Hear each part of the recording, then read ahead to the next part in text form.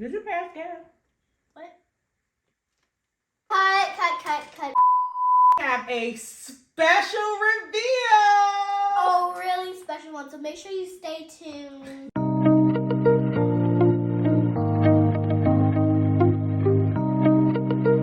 Hi guys, my name is Riley from Riley. And my name is Leia from It's Dr. Leia, the Homeschool Learning Channel. And today we're doing something a little bit different. I have Briley here because she is my learner and I am her homeschool mom.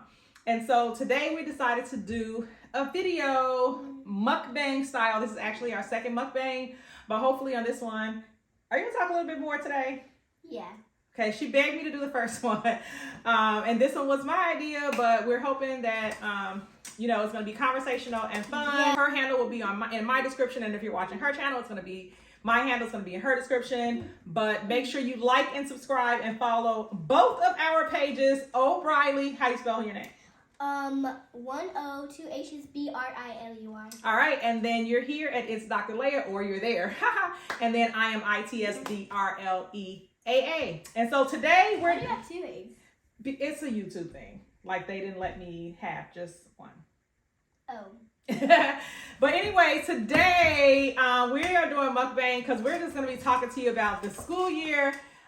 Stay to the end because we have a special reveal. Oh, really special one. So make sure you stay tuned. Yes, stay tuned and definitely like and comment. Send us questions about what you want for homeschooling. So we're going to be eating. We got White Castles. Yeah, I got the breakfast meal for some reason. Yeah, she wanted breakfast again. But you had breakfast, right? What'd you eat for breakfast? Oatmeal and some eggs. Oatmeal and eggs. And so she wanted the breakfast sandwich again. Yeah. I also just had some eggs. I got lunch. I really did not want. I also had some fries and like some water, I actually didn't plan on having White Castles. I don't know why I got it. Is that fish or chicken? It better be fish. I don't eat chicken. They give you cheese. Oh, that's jalapeno cheese, I think. So anyway, we are going to be doing this again, mukbang style.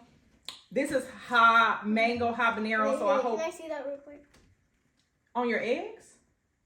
It's garlic aioli.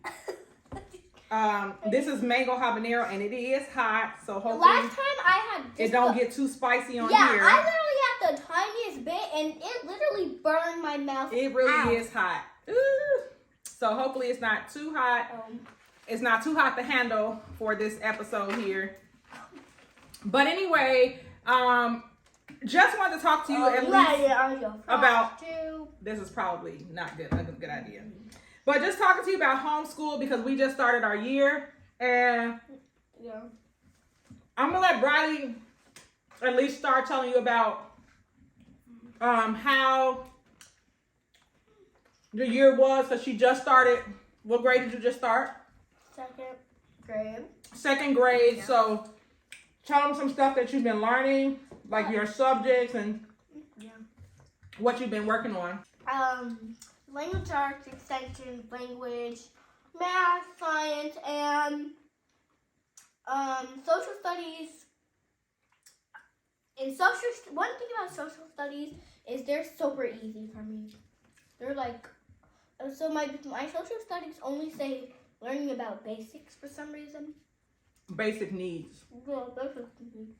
She has math, reading, language arts, and then language arts. You have spelling too. Oh. Language arts extensions, which takes language arts, reading, and social studies and science. Is kind of like integrative. Did you pass gas? What? Cut. Okay. No, I never passed gas. Why the same? Stop it. Anyway, guys, so it's so hard to concentrate.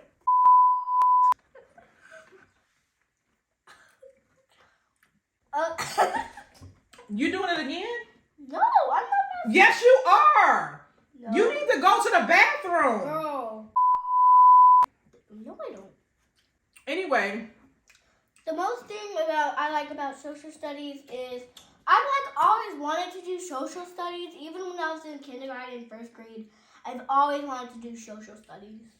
That is true. But we didn't concentrate on social studies necessarily, other than it being part of language arts extensions in kindergarten and first grade, because it's not a required subject. Yeah. For the most part, for the first 2 years, we literally just focused on reading, math, and science? the language arts. What about science? But we didn't focus on it. We just kind of threw it in.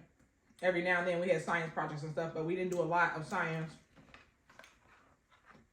Kindergarten, first grade. Because again, it's not required. And 2, I don't know why everybody, is now deciding to homeschool. I know that there are a lot of different reasons that people do homeschool. For example, in our situation, we're homeschooling because her birthday was after the deadline. Yeah. It was just easier to go ahead and homeschool rather than hold her back a year. The next year, they wanted her to repeat kindergarten instead of putting her in first grade because they were not certain if me as the parent was capable enough of making sure she had everything she needed to thrive in first grade. Yeah. Her father and I, we weren't willing to make her repeat the year, so we just sat side through for first grade. And then second grade, it was like, forget it. We're just gonna keep chugging along, because I saw that I started seeing traits in her that let me know that if I would have put her in school, then it probably would have been a big disadvantage. Yeah. Plus, I would have been having to do wake up at 7 and doing that boring school second grade stuff. All right, so other people, I've talked to other parents, and some of them are homeschooling because maybe the schools don't have the diversity inclusion part down in terms of academics. There are some people who are just homeschooling, maybe for religious reasons and things like that. And for us, it was basically the school district did not have what we needed at the time. Yeah. So we went ahead and just did our own thing. For two of the 3 years she's been in school, we actually thought that we were going to, our intentions was to public school her. Yeah. It wasn't intentional to homeschool. Yeah. It was kind of something an opportunity that kind of fell our way, and that's what we started doing. So now that we're homeschooling, yeah. Honestly, I might want to be homeschooled until I'm 15 or something. Maybe I could be homeschooled at 15. Who knows? Well, tell me about okay, so now they know what subjects you have been having. Yeah. So. Like math. Tell me some things you've been learning in math this year. I'm learning how to count by. I know how to count by hundreds, tens, fives, and twos, but I'm learning about how to count by 25s and 50s, and And what have you been learning in language arts and reading? Don't worry about it. Whatever. We're just going to do the theory, What have you been learning about in language arts and reading? Reading, pretty simple. Reading is basically you just read a book, That's not. You get comprehension questions. Well, that's true. Well, so you don't even remember what you studied, I do. Main idea. Okay, hold on. So, the first thing in reading, sometimes they read it to me, so I'll understand the words, and then I start reading the book, and then on my language art extensions, it'll give me the book I had read in language art extensions, and I choose the answers that I know it was since I read the book, and then Okay, so I'll just explain a little bit for the parents who really want to know, because she's been learning about setting of the story, main idea, details, adding details that were not there. So with the program that we are using, I love it because it's a bit robust to me. And they have the questions that are like for reading comprehension. They will ask questions where the answers are right there in the story. Then they will have questions that are not in the story, where answers are not in the story, but can be inferred in the text. And then they ask questions that are not directly in the story based on what they know. It's just the yolk. Oh. And not necessarily inferred by the text, but allows the reader to critically think and come up with an answer that makes sense. And so I like it for that reason. But then we've been going further. We've been going further and saying, okay, this is what the story was about. If we were to extend this story, what could we possibly add on that would make sense? Or what is the next likely part of the story? What do you think might happen next, right? And so none of this stuff is there. It all has to just be made up. Yeah. But it has to be made up reasonably for her to be able to understand.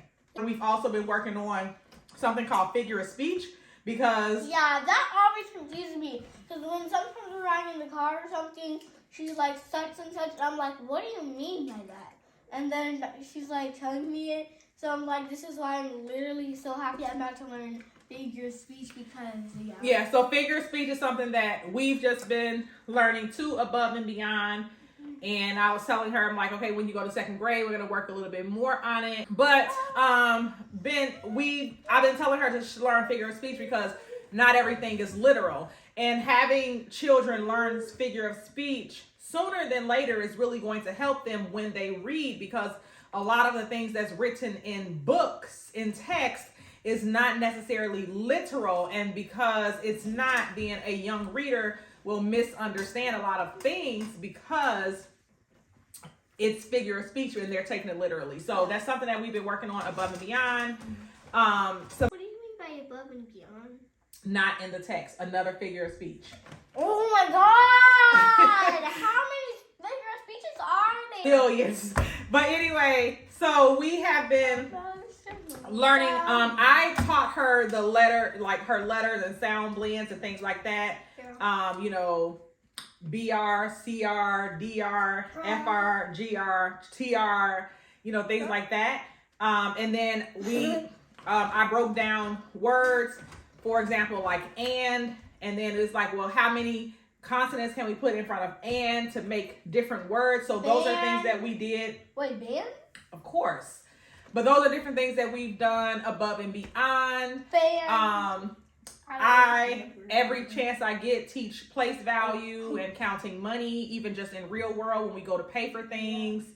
So she gets a lot of learning. We learn in the car. Sometimes we play games like Truth or Dare. Sometimes I even wanted to learn math, like division and something. Yeah. Or multiplication. Yeah. So we'll play Truth or Dare, and I'll be like, is it true that, 7 plus 3 is yes, and 15? Yeah, and sometimes I pick truth, and I realized when she told me dare about a math problem, I say truth because I don't want her to, and then I realized she can tell me a math problem.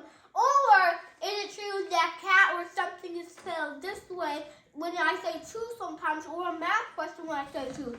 So, I literally forgot. Sometimes when we play Truth or Dare, I say dare, and she's like, I dare you to tell me, is it true? No, I dare you to tell me what is 3 plus 4 is or something like that. Yeah. So no matter whether she picked Truth or Dare, I was turning it into a game. And sometimes we would play, what's the one we play with the words? Like you start with a word, scram, and then I have to say like ram or... It's not a game, Mom. I just made it up, Right, but what is it? We would play it in the car all the time. It's called make up a word, a rhyming word. Rhyming words! Yeah, we would do some kind of game with this like rhyming words or whatever. Like ring, and then you have to be like sing or thing or whatever, and we would just do that until we run out of words. But all of these things just really helped her become a better student, a better reader. So then she would go and she would start reading. It would help her make really good context of the words. And so this year, when we got ready to start school, we went to the library to pick out books, and we stood in the aisle because I wasn't sure what level book to give her. And me and the librarian gave her books. She's like, okay, what grade is she going to? And I'm like, she's going to second grade. So she's like, well, these are the books that second grade would be reading. And so I did do a kind of leveled reading test that I found online. Mom, you're so... But I'm so sorry. But when she was reading the books, tell them what happened when you was reading the books in the library. I was doing so good. Her mind was blown. Even the library person's mind was blown. Like everybody's mind was all over into beautiful pieces. So also today I just learned. You know how you're talking about figure of speech? Mm-hmm. I learned one new figure of speech. Like if you catch a bug, that means you like got a cold or something. Mm-hmm. I literally just learned that today. Also. Well, this school year so far has been like the best.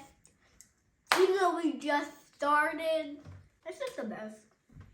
So we were blown away because I know where we started with reading, and I just remember talking, me and her dad, and I was saying like, I think I'm doing a good job, but this is just great. I feel like I don't know if I'm doing enough.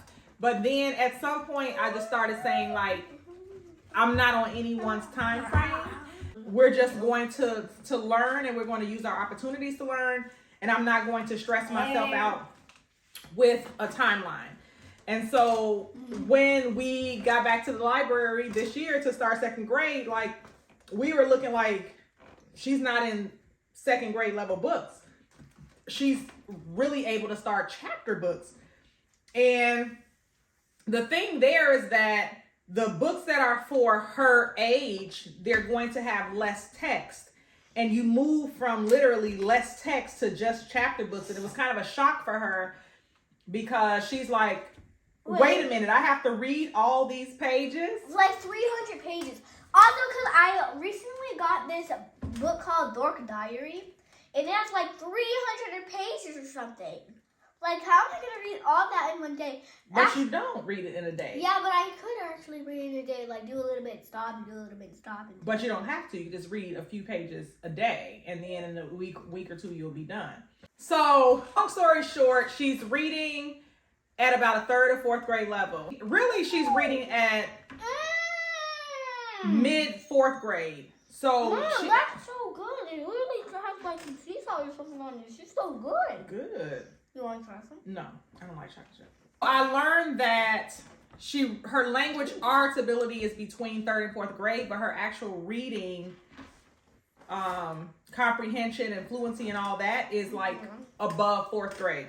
And it kind of caught me off guard a little bit because I was like, wow, she's reading really good, but we still were just doing our regular programming.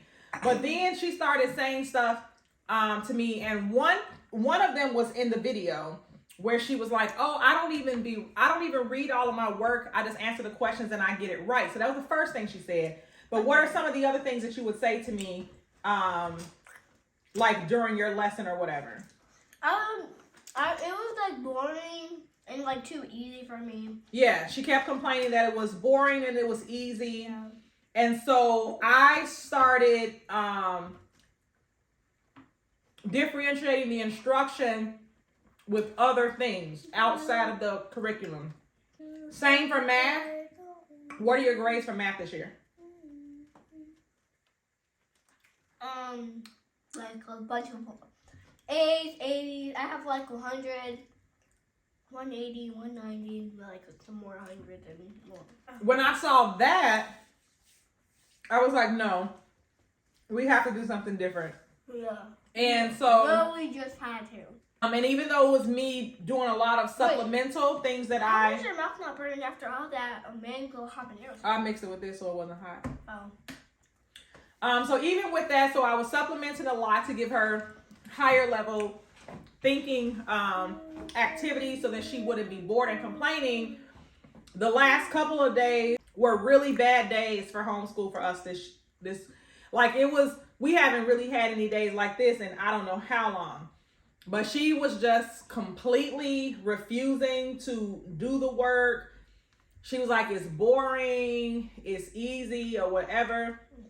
And she just didn't want to do it. Yeah. So day one of that, I was just kind of frustrated with her not wanting to cooperate. And we just ended homeschool early. And I was like, forget it, you don't have to do any work. But she ended up doing it anyway. When we got home on her own. Then the next day, same thing again. Couldn't believe it. And that day I was pretty frustrated too. So, but she did finish the work that day. We just both kind of left the homeschooling day needing to forget it. And then so by Wednesday, me and her father talked again about her behavior and everything. And then I had decided that by Thursday, she was not going to do the curriculum.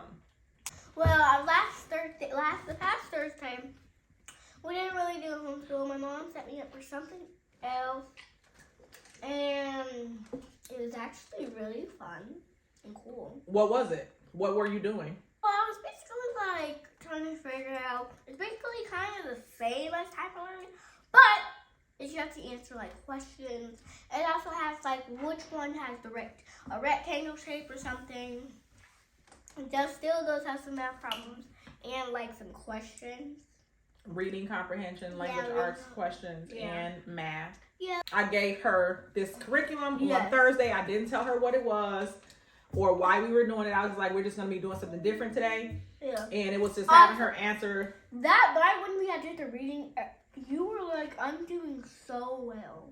Mm-hmm. I could literally read words that some of it I didn't really know, so I like didn't really know it, so you like had to tell me a little bit of it. But some words I didn't know, and I got most of it right. Right. So by the point where you were not able to read it on your own, I knew that was basically like the end. That this is the end. So this is where she is. So I had an idea where she was, but I wanted to get a test so I could have like numbers. I know that a lot of homeschool parents do not like numbers or grades or testing, but I have also, so there's two things. I am an educator, and I definitely want my children to be prepared for whatever it is that they decide. I have also seen that parents have homeschooled their children and then they get ready to put them into a community college or something like that, and then they're not able to because they don't have test scores that actually meet a proficiency level.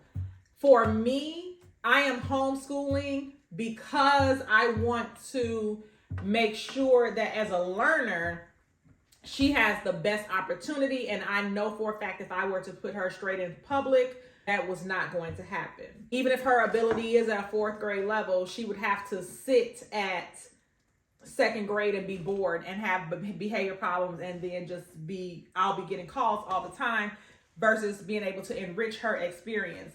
So while I judge no one's reasoning for homeschooling, while I judge no one's level of curriculum, for my personal preference, I want to equip my children to be able to do whatever. If she wants to go to school in high school, I want her to be able to meet or exceed whatever their standards are, which is at this point probably exceeding.